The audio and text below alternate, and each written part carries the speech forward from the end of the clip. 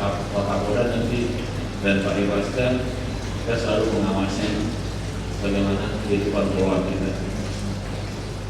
Mari kita bersama-sama melakukan pengawasan dan pembinaan untuk meminimalisir segala bentuk pelanggaran yang dilakukan oleh polwan agar Polwan Polda Gorontalo senantiasa memberikan warna dalam keberhasilan pelaksanaan tugas Polri khususnya untuk Polda Gorontalo dan jajaran.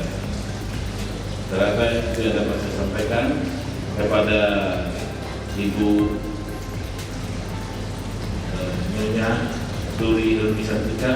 Saya ucapkan terima kasih, dan Pak Helmi telah melaksanakan kewajiban yang sangat besar dan dampak terhadap kehidupan orang kita.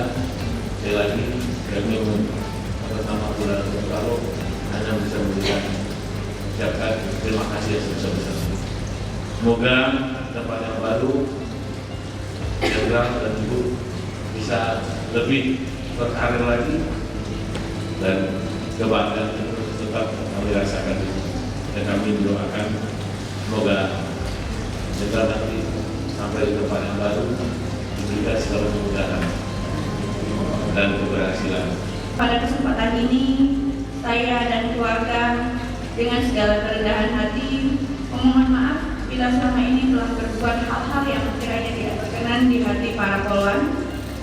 Segala yang saya perbuat semata-mata untuk mendukung polwan yang lebih baik, khususnya agar polwan menjadi kebanggaan Polri.